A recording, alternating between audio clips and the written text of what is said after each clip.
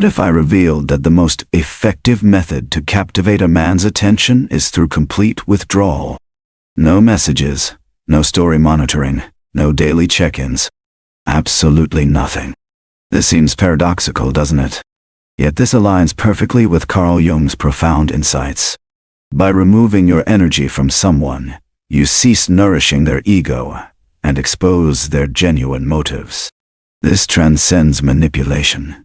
It's about authority. Your authority.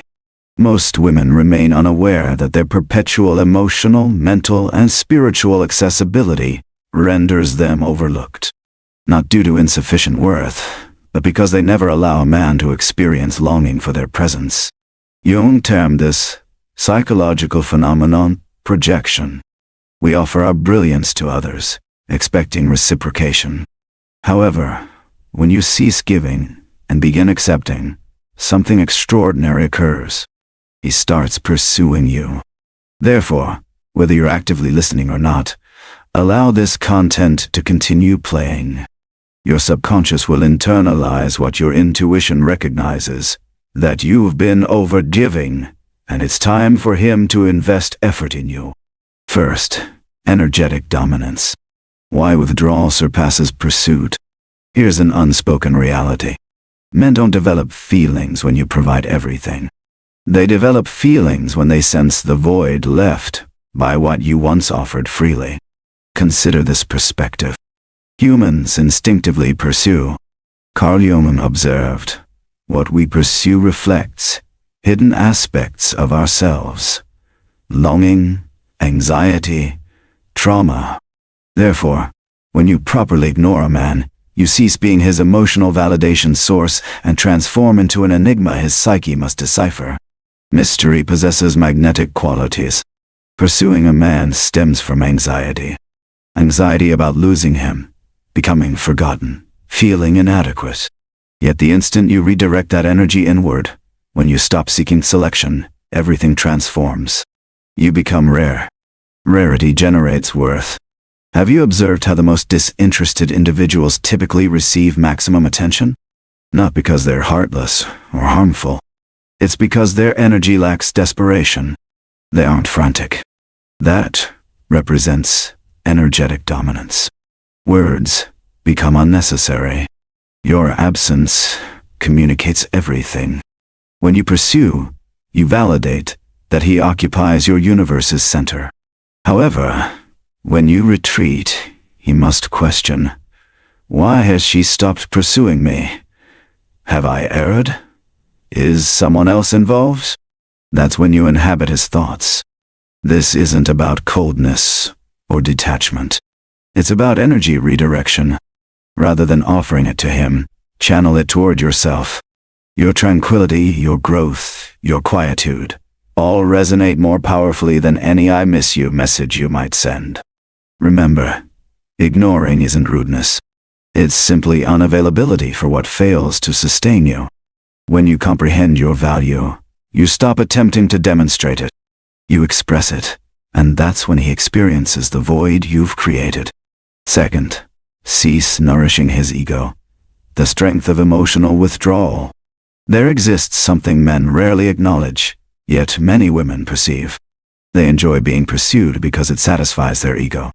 Each rapid response, every check-in, every time you break silence first, you're not reconnecting. You're strengthening his sense of dominance. But Carl Jung cautioned us, when we give excessively without receiving equivalently, we're not demonstrating love. We're acting unconsciously. You're operating from an unrecognized pattern, one rooted in fear, not affection.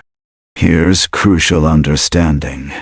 Most men aren't narcissistic, but many grow comfortable feeling wanted.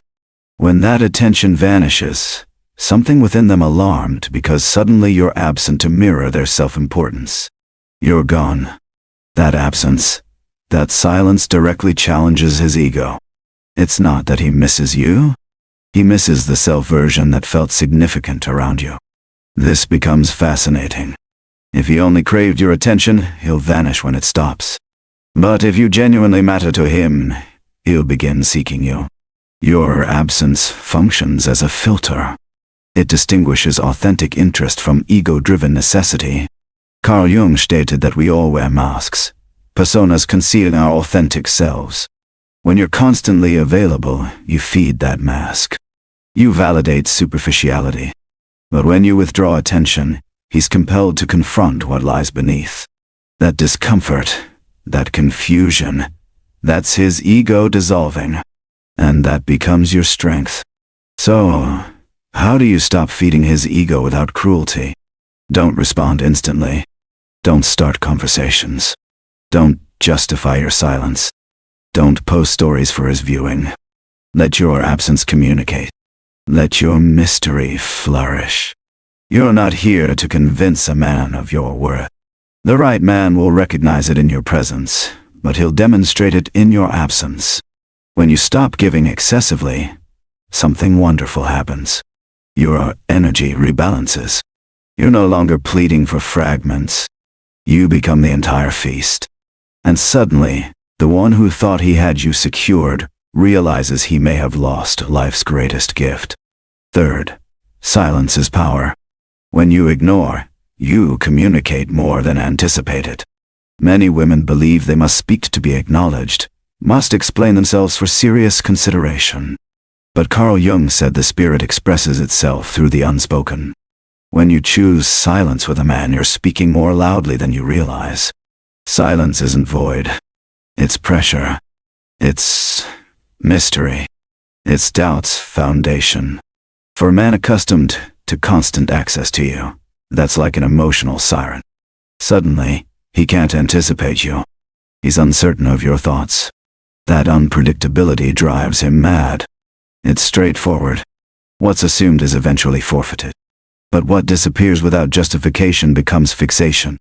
When you choose non-reaction, non-response, non-interference, you create space, forcing him to contemplate. Where did I fail? Why has she stopped pursuing me? What shifted?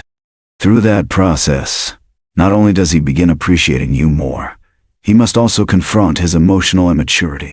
Jung called this confronting the shadow, the self-aspect we avoid, reject, and conceal. When you depart silently, he cannot help but face his own. That discomfort he experiences isn't about you, it's about him. That's why silence isn't punishment. It's revelation. Every unanswered message, every unreturned call, every moment you choose your peace over pleasing him declares, I'm no longer participating in this game. I'm no longer dancing with your ego. I've selected myself. You needn't block him. You needn't leave him on red from anger. You simply need to vanish in the most serene way possible. Not to manipulate, not to punish, but to remind yourself that you're no longer the woman who pursues someone who doesn't see her. Because when he feels that emptiness, he will respond. Perhaps with messages, perhaps with indirect attacks, perhaps with rage. But don't be confused. That's not love. That's his ego attempting to reclaim what no longer belongs to him. If he genuinely cares about you, he won't surrender easily. But this time, you possess the power to decide if he remains worthwhile. Fourth, let him question how to create a void he desires to fill. One of the most powerful and graceful strategies is allowing him to ask questions. When you're always available, always explaining, always resolving, he doesn't need to think. You're performing emotional labor for both. But when you step away, when you provide no explanations, when you simply vanish, silence fills with questions. That doubt, that curiosity, that why did she withdraw? That's what brings him back. Carl Jung said, the unconscious operates through symbols. When you depart without drama, without explanation, without leaving obvious traces, you become a symbol, an enigma, something he can't comprehend but desperately wants to decode. Men don't pursue the obvious. They pursue what stimulates thought. Consider this perspective. If he knows you'll always be present, he has no motivation to move. But if one day he notices you're no longer responding similarly, that you're less present, that your energy feels distant, something within him activates. He starts remembering. rereading your messages, examining your photos, wondering if he erred. That space you created through absence now burdens him. It disturbs him. Like every human, he wants to close that gap. But here's the crucial part. Don't be the one to fill it. Let him attempt to fill it. Let him make the effort. Ask the questions. Reveal his intentions. Because if you rush to fill the silence, to explain what he's feeling, you shatter the enchantment. This emotional dynamic isn't about victory. It's about discovering who is genuinely willing to move toward you. If he begins to act, to seek you out, to reconnect with purpose, then you're no longer chasing, you're receiving. That's when genuine transformation begins. Your silence served as the reflection. Your absence delivered the communication. And now, if he desires your presence again, he must demonstrate he's absorbed the teaching. Because you're not here to be an alternative, a secondary choice, or a validation source. You're here to be selected with purpose.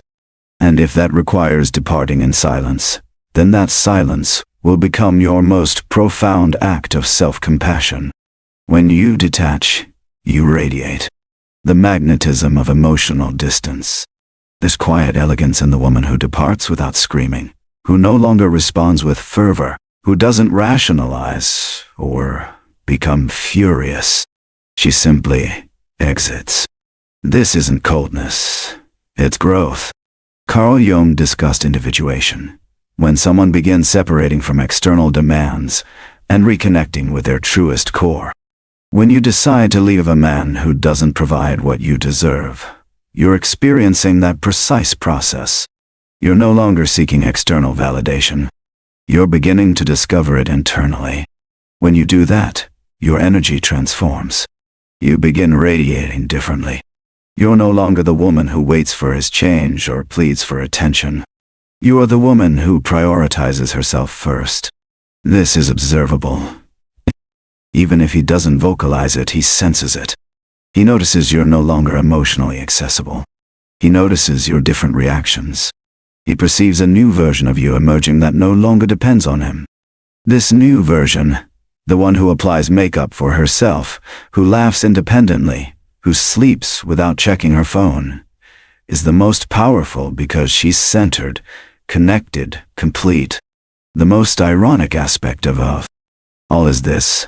The distance that initially felt like loss becomes a fierce attraction magnet, because now you don't need him. That energy, that confidence is magnetic. Men can sense when a woman no longer revolves around them. They detect it, they perceive it, and they don't understand why. But suddenly, they miss you more intensely. They attempt reaching you to recover what you've already transcended. But here's what's important. You didn't depart so he would return. You departed so you could return to yourself. If he returns, let it be because he recognized your worth. Not because his ego felt injured. Let it be because he wants to evolve with you. Not because he can't tolerate losing control. You are not here to plead for love. You are here to attract it from your completeness. So yes, disconnect. Not to punish him, but to reconnect with yourself, and you'll witness how your light, the one no one can diminish, begins attracting exactly what you deserve. Establish boundaries without uttering a word. Often we believe that establishing boundaries requires explanation, discussion, justification, repetition. But actually, the most powerful boundaries aren't spoken. They are lived. Carl Jung said that what isn't integrated into our consciousness manifests as fate. What does that mean? That if you don't become aware of your value, you'll continue attracting people who don't recognize it. That's why when you choose to depart without arguments, without drama, without warnings, you're establishing a genuine boundary. One that doesn't require words. Not responding to purposeless messages. Not accepting last-minute invitations. Not being available for someone who only appears when convenient. All of that declares with me, it's everything or nothing. That's self-respect. Because you can declare, I deserve more 1,000 times. But if your actions continue tolerating the minimum, he won't take you seriously. Not because he's cruel, but because you're demonstrating that your love is negotiable. An authentic love isn't. Establishing energetic boundaries means maintaining consistency. If he texts you whenever he wants, and you respond instantly, that's your boundary. If you see him with another woman and still forgive him without genuine change, that's your boundary, not what you say, what you permit. When a man feels he can't access you like before, he realizes something has shifted, and that something is you. You're no longer willing to accept second place. You're no longer settling for emotional fragments. You're no longer waiting for him to grant you the position you can give yourself. The best part, you don't need to announce it. You simply behave differently. That's what disturbs the male ego most. A woman who departs without creating drama, who doesn't demand explanations, who simply is no longer present. That type of energy isn't forgotten. It leaves an impression. Because more than words, you're communicating through your actions that you're unavailable for less than what you deserve. That clarity, that quiet strength, is what truly establishes the boundary. Let him approach you. The final test of his genuine intentions, after everything you did for him, isn't it time he does something for you? Carl Jung said that when you stop acting from fear, you begin seeing reality as it truly is. This applies to love, too. When you stop insisting, stop being the one who's always available. Stop being the one who takes the first step. The most crucial truth reveals itself. Is he here for you, or just for what you provide him? When you stop reaching out, stop wondering if he cares. When you focus on yourself, your life, your peace, he feels the transformation. He has two options: release you or pursue you. That reaction reveals everything, because the one who wants to stay remains. The one who wants to see you makes it occur. The one who values you doesn't wait until you ignore him to give you your position. But to see that, you must remain still. Don't send signals. Don't post stories hoping he'll view them. Don't play games. Just maintain your silence. He'll know something changed. If he truly cares, he'll demonstrate it. Not with words, but with actions. He'll come with clarity, with intention, with a desire to build, not just to regain control. If he doesn't come, that's acceptable too. Because in that case, you've gained something greater. The freedom to stop investing in someone who doesn't know how to care for you. When you make this final move, the one where you stop moving, everything changes. You're no longer in waiting mode. You're in sovereign mode. In that space, only what enhances your life is welcome. If you've reached this point, it wasn't because of him. It was because of you. Because something within you is awakening. The woman who no longer settles, who no longer gives everything from fear of losing. The woman who is choosing herself. Carl Jung said, "Don't cling to those who walk away from you, so that those who want to come close can." This content isn't about making him chase you. It's about reminding you that you are worthy of being chosen unconditionally, and that when you stop chasing, you start attracting what you truly deserve. Subscribe if you want more content that speaks of you and to you. Share in the comments what resonated most. Remember, your silence is more powerful than you realize. See you in the next one.